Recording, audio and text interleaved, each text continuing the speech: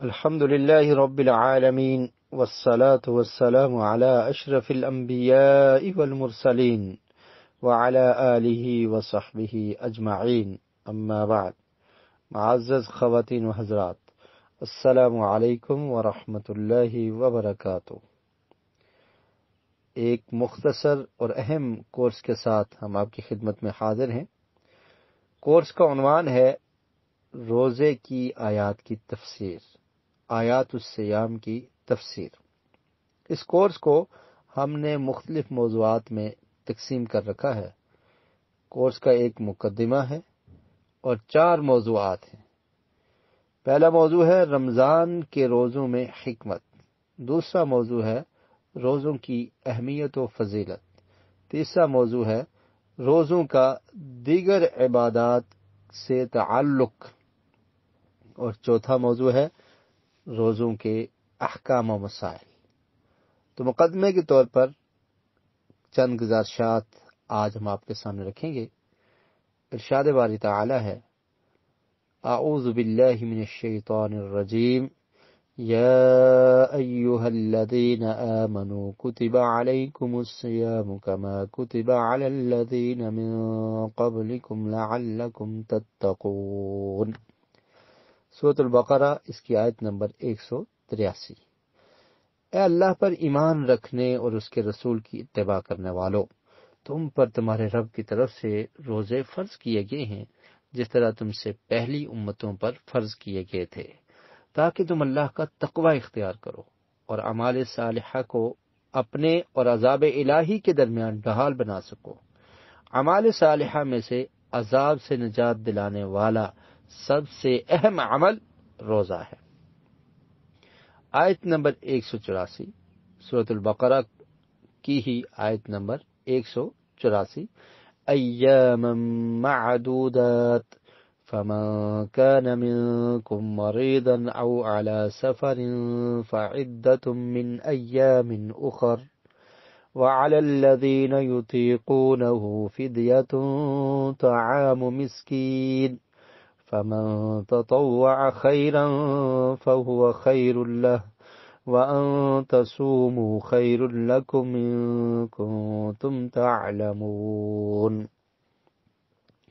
تم پر جو روزے فرض کیے گئے ہیں وہ سال میں تھوڑے سے دن ہیں، تاہم تم میں سے جس کو ایسی بیماری لاحق ہو جس میں روزہ رکھنا مشکل ہو یا کوئی مسافر ہو تو وہ روزہ چھوڑ سکتا ہے، پھر وہ ان چھوڑے ہوئے روزوں کی بعد میں قضا ادا کر لے۔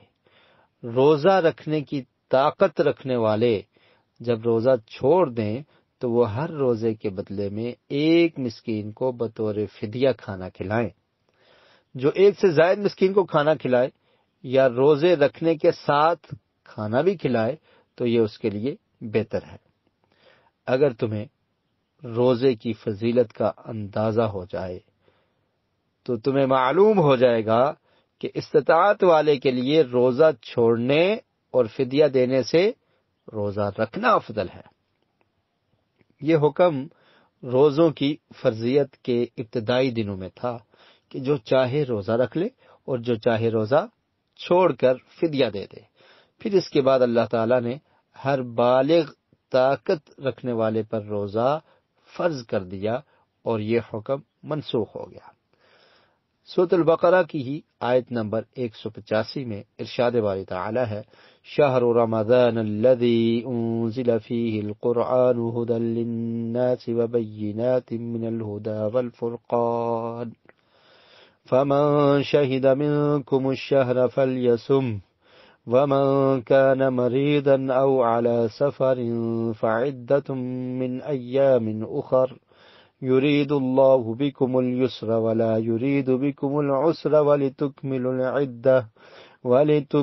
العدة ولتكبروا الله على ما هداكم ولعلكم تشكرون۔ رمضان کا مہینہ وہ ہے جس میں پائی جانے والی لیلۃ القدر میں نبی اکرم صلی اللہ علیہ وسلم پر قرآن کے نزول کا آغاز ہوا۔ اسے اللہ تعالیٰ نے لوگوں کی ہدایت کے لیے اتارا ہے۔ اس میں ہدایت کے واضح دلائل ہیں اور یہ حق و باطل میں امتیاز کرنے والا ہے۔ جو صحت مند شخص قیام پذیر ہونے کی حالت میں یہ مہینہ پائے تو اس پر اس مہینے کے روزے رکھنا فرض ہے۔ جو بیمار ہو اور روزہ رکھنا اس کے لیے تکلیف کا باعث ہو یا وہ مسافر ہو تو اس کے لیے روزہ چھوڑنا جائز ہے، لیکن ان چھوڑے ہوئے روزوں کی بعد میں قضا ادا کرنا اس پر واجب ہے۔ اللہ تعالیٰ شریعت میں تمہارے لیے آسانی کا ارادہ رکھتا ہے، تنگی نہیں چاہتا، تاکہ تم مہینے کی گنتی پوری کر لو۔ رمضان کے اختتام پر اور عید کے روز اللہ تعالیٰ کی کبریائی بیان کرو، اس وجہ سے کہ اس نے تمہیں روزے رکھنے کی توفیق عطا فرمائی اور مہینے کے مکمل روزے رکھنے پر تمہاری خاص مدد فرمائی، تاکہ تم اللہ تعالیٰ کے اس پسندیدہ دین کی طرف رہنمائی ملنے پر اس کا شکر ادا کر سکو۔ آیت نمبر 186۔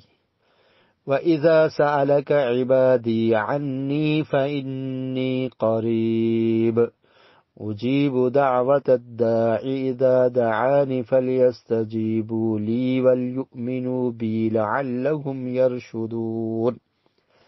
اے نبی صلی اللہ علیہ وسلم، جب میرے بندے آپ سے پوچھیں کہ ہمارا رب کتنا قریب ہے اور ہماری دعائیں کیسے قبول کرتا ہے، تو انہیں بتا دیں کہ میں ان کے انتہائی قریب ہوں، ان کے احوال سے آگاہ ہوں اور ان کی دعائیں سنتا ہوں، لہذا انہیں واسطوں، وسیلوں یا آوازیں بلند کرنے کی ضرورت نہیں۔ جب بھی کوئی مخلص ہو کر مجھ سے دعا کرتا ہے تو میں اس کی دعا قبول کرتا ہوں، لہذا انہیں چاہیے کہ میرے حکموں کے فرما بردار بن کر رہیں اور اپنے ایمان پر ثابت قدم رہیں۔ دعاؤں کی قبولیت میں میرے نزدیک یہ سب سے مؤثر اور نفع بخش وسیلہ ہے۔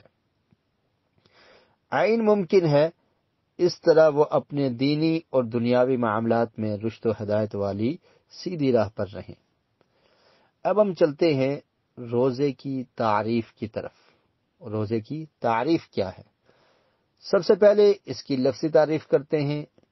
عربی زبان میں روزے کے لیے صوم کا لفظ بولا جاتا ہے۔ کون سا لفظ بولا جاتا ہے؟ صوم۔ اور صوم کا مطلب ہے امساک، یعنی رک جانا۔ یہ روزے کی لفظی تعریف ہے۔ عربی زبان میں روزے کو صوم کہا جاتا ہے، اور صوم کا مطلب کیا ہے؟ امساک، یعنی رک جانا۔ تو رکنا کس سے ہے؟ اصطلاحی تعریف میں ہم جانتے ہیں۔ تو روزے کی اصطلاحی تعریف کیا ہوئی؟ عبادت کی غرض سے فجر سے لے کر مغرب تک کھانے پینے اور ہر روزہ توڑ دینے والی چیز سے رک جانے کا نام روزہ ہے۔ اب ہم ان آیات کو سمجھنے کی کوشش کرتے ہیں۔ یہاں ان آیات میں اللہ تعالی ہمیں یہ بتانا چاہ رہے ہیں کہ انہوں نے روزے مومنین پر فرض کیے ہیں، جیسے کہ پہلی امتوں پر بھی روزے فرض تھے، لیکن ان روزوں کی شکل و صورت مختلف تھی، اور اللہ تعالی نے ان کی فرضیت بیان کرنے کے ساتھ ساتھ روزے کا سب سے بڑا فائدہ بھی ذکر کیا اور اس کی عظیم حکمت بھی بتائی، جو کہ ہر روزے دار کے نفس میں اس کا بڑا فائدہ اور اس کی حکمت کیا ہے کہ روزے دار کے نفس میں اللہ کا تقوی پیدا ہونا اور مباح اور حلال شہوات سے رکے رہنا اللہ تعالیٰ کی خاطر اور ثواب کی خاطر، تاکہ مومن متقین میں گنا جائے، جو کہ اللہ تعالیٰ کی حرام کردہ چیزوں سے اجتناب کرتے ہیں۔ اور یہ جو روزہ ہے جو اللہ تعالیٰ نے اپنے بندوں پر فرض کر رکھا ہے، وہ چند مخصوص دن ہیں، گنے چنے، جو کہ رمضان کے دن ہیں، اور اللہ تعالیٰ نے پورا سال روزوں کا حکم نہیں دیا، اور یہ اللہ کی رحمت ہے اور بندوں سے بوجھ ہلکا کرنا ہے۔ اور اس رحمت میں یہ بھی شامل ہے کہ اللہ تعالیٰ نے بیمار پر جسے روزہ تکلیف دیتا ہے اور مسافر جو سفر کر کے تھک جاتا ہے اسے روزہ توڑنے کی اجازت دی ہے، اور ان دنوں کی جگہ دوسرے دن روزہ رکھنے کی اجازت دی، اور یہ اللہ تعالیٰ کی اپنے بندوں پر ایک رحمت ہے اور آسانی کی صورت ہے۔ پھر اللہ تعالیٰ نے یہ بھی بتایا کہ یہ جو مہینہ ہے جس میں روزے فرض کیے گئے ہیں، یعنی رمضان کا مہینہ، اس مہینے میں قرآن بھی نازل ہوا ہے۔ یہ وہ عظیم کتاب ہے جس سے اللہ تعالیٰ نے امت محمدیہ کو نوازا ہے، اور وہی کتاب ان کے لیے دستور حیات بھی بنائی ہے، اور ایک ایسا نظام جسے وہ تھام کر اپنی زندگی باسکون جی سکتے ہیں، جس میں روشنی ہے، ہدایت ہے، نور ہے، اور وہی ایک سعادت اور راحت کا راستہ ہے، اور وہی سعادت کے طلبگار کے لیے مقصد ہے۔ اور یہاں اللہ تعالیٰ نے یہ بات ضروری بنائی کہ اس مہینے کا روزہ رکھا جائے، کیونکہ اس مہینے رحمت الہی بندوں پر نازل ہوتی ہے، کیونکہ اس مہینے میں رحمت الہی بندوں پر نازل ہوتی ہے، اور اللہ تعالیٰ اپنے بندوں سے نہیں چاہتا مگر آسانی اور سہولت، اور انہیں مشقت اور تکلیف میں نہیں ڈالنا چاہتا، اور اسی لیے اللہ تعالیٰ نے بیمار اور مسافر کو روزہ نہ رکھنے کی اجازت دی ہے۔ پھر اللہ تعالیٰ نے یہ بیان کیا کہ وہ اپنے بندوں سے نزدیک ہے، اور وہ دعا مانگنے والوں کی دعائیں پوری کرتا ہے، اور ان کی حاجتیں مکمل کرتا ہے، اور ان کے بندوں کے درمیان کوئی حجاب نہیں ہے۔ تو انہیں چاہیے کہ وہ اللہ تعالیٰ کی طرف متوجہ ہوں، دعائیں کریں اور گڑ گڑائیں، خالص اسی سے ہی دعا مانگیں۔ مزید اللہ تعالیٰ نے اپنے بندوں کے لیے یہ بات مباح کی ہے کہ وہ عورتوں سے رمضان کی راتوں میں مباشرت کریں اور کھانا پینا کریں۔ رمضان کی راتوں میں مباشرت کرنا بھی درست ہے اور کھانا پینا بھی درست ہے، جو کہ اسلام کے شروع میں حرام تھا، اور یہ اللہ تعالیٰ کے فضل و رحمت کے مظاہر میں سے ہے۔ اور یہاں اللہ تعالیٰ نے عورت کو لباس سے تشبیہ دی جو بدن کو ڈھانپتی ہے، کیونکہ وہ مرد کے لیے ڈھانپنا اور سکون ہے، اور اسی طرح مرد بھی عورت کے لیے ہے۔ پھر اللہ تعالیٰ نے یہ بتایا کہ عورتوں سے مباشرت اعتکاف کے وقت ناجائز ہے، کیونکہ وہ خاص عبادت کا وقت ہے۔ پھر اللہ تعالیٰ نے آیات کو اس بات سے ختم کیا، یعنی آیات الصیام کو اس بات سے ختم کیا کہ انہوں نے ان کی مخالفت سے ڈرایا دھمکایا، اور محرمات اور گناہوں کے ارتکاب سے روکا۔ یعنی اللہ تعالیٰ نے آیات الصیام کو اس بات سے ختم کیا کہ آخر میں مخالفت کرنے سے جو احکامات بیان ہوئے ان کی مخالفت سے ڈرایا اور دھمکایا ہے، اور محرمات اور گناہوں کے ارتکاب سے روکا ہے، اور یہ سب اللہ کی حدود ہیں جنہیں پار نہیں کرنا چاہیے۔